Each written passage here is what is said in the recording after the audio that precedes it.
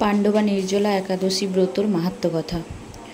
জ্যৈষ্ঠ শুক্লপক্ষের এই নির্জলা একাদশী ব্রত সম্পর্কে ব্রহ্মবৈবর্ত পুরাণে ভীমসেন ব্যাসদেব সংবাদে বর্ণিত হয়েছে। মহারাজ যুধিষ্ঠির বললেন, হে জনার্দন, আমি অপরা একাদশীর সমস্ত মাহাত্ম্য শ্রবণ করলাম। এখন জ্যৈষ্ঠ শুক্লপক্ষের একাদশীর নাম ও মাহাত্ম্য কৃপাপূর্বক আমার কাছে বর্ণনা করুন। শ্রীকৃষ্ণ বললেন, এই একাদশীর কথা মহর্ষি ব্যাসদেব বর্ণনা করবেন, কেননা তিনি সর্বশাস্ত্রের অর্থ ও তত্ত্ব পূর্ণরূপে জানেন। রাজা যুধিষ্ঠির ব্যাসদেবকে বললেন, হে মহর্ষি দ্বৈপায়ন, আমি মানুষের লৌকিক ধর্ম ও জ্ঞানকাণ্ডের বিষয়ে অনেক শ্রবণ করেছি। আপনি যথাযথভাবে ভক্তি বিষয়িনী কিছু ধর্মকথা এখন আমায় বর্ণনা করুন। শ্রী ব্যাসদেব বললেন, হে মহারাজ, তুমি যেসব ধর্মকথা শুনেছ, এই কলিযুগের মানুষের পক্ষে সে সমস্ত পালন করা অত্যন্ত কঠিন। যা সুখে, সামান্য খরচে, অল্প কষ্টে সম্পাদন করা যায়, অথচ মহাফল প্রদান করে এবং সমস্ত শাস্ত্রের সারস্বরূপ, সেই ধর্মই কলিযুগে মানুষের পক্ষে করা শ্রেয়। সেই ধর্মকথাই এখন আপনার কাছে বলছি। উভয় পক্ষের একাদশীর দিনে ভোজন না করে উপবাস ব্রত করবে। দ্বাদশীর দিনে স্নান করে শুচিশুদ্ধ হয়ে নিত্যকর্ম সম্পাদনের পর শ্রীকৃষ্ণের অর্চনা করবে। এরপর ব্রাহ্মণদের প্রসাদ ভোজন করাবে। অশৌচাদিতেও এই ব্রত কখনো ত্যাগ করবে না। যে সকল ব্যক্তি স্বর্গে যেতে চায়, তাদের সারা জীবন এই ব্রত পালন করা উচিত। পাপ কর্মে রত ও ধর্মহীন ব্যক্তিরাও যদি এই একাদশীর দিনে ভোজন না করে, তবে তারা যমযাতনা থেকে রক্ষা পায়।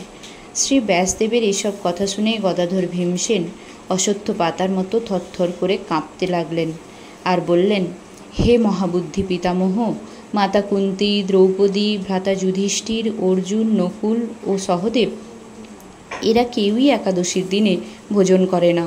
আমাকেও অন্ন গ্রহণ করতে নিষেধ করে, কিন্তু দুঃসহ ক্ষুধা যন্ত্রণার জন্য আমি উপবাস করতে পারি না। ভীমসেনের এই রকম কথায় ব্যাসদেব বলতে লাগলেন, যদি স্বর্গাদি দিব্য ধাম লাভে তোমার একান্ত ইচ্ছা থাকে, তবে উভয় পক্ষের একাদশীতে ভোজন করবে না। তদুত্তরে ভীমসেন বললেন, আমার নিবেদন এই যে, উপবাস তো দূরের কথা, দিনে একবার ভোজন করে থাকাও আমার পক্ষে অসম্ভব, কারণ আমার উদরে বৃক নামে অগ্নি রয়েছে। ভোজন না করলে কিছুতেই সে শান্ত হয় না, তাই প্রতিটি একাদশী পালনে আমি একেবারেই অপারগ। হে মহর্ষি, বছরে একটি মাত্র একাদশী পালন করে যাতে আমি দিব্য ধাম লাভ করতে পারি, এরকম কোনো একাদশীর কথা আমাকে নিশ্চয় করে বলুন। তখন ব্যাসদেব বললেন, জ্যৈষ্ঠ মাসের শুক্লপক্ষের একাদশী তিথিতে জলপান পর্যন্ত না করে সম্পূর্ণ উপবাস থাকবে, তবে আচমনে দোষ হবে না। ওই দিন অন্নাদি গ্রহণ করলে ব্রত ভঙ্গ হয়। একাদশীর দিন সূর্যোদয় থেকে দ্বাদশীর দিন সূর্যাস্ত পর্যন্ত জলপান বর্জন করলে অনায়াসে 12টি একাদশীর ফল লাভ হয়।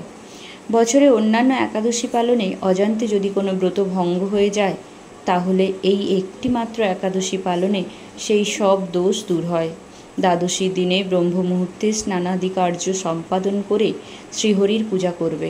সদাচারী ব্রাহ্মণদের বস্ত্রাদি দানসহ ভোজন করিয়ে আত্মীয় স্বজন সঙ্গে নিজে ভোজন করবে। এইরূপ একাদশী ব্রত পালনে যে প্রকার পুণ্য সঞ্চিত হয়, তা এখন শ্রবণ করো। সারা বছর সমস্ত একাদশীর ফলই এই একটি মাত্র ব্রত উপবাসে লাভ করা যায়।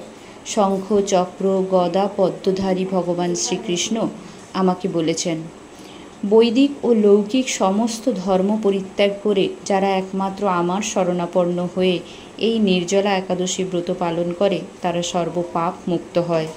বিশেষত কলিযুগে ধন সম্পদ দানের মাধ্যমে সদ্গতি বা স্মার্ত সংস্কারের মাধ্যমেও যথার্থ কল্যাণ লাভ হয় না।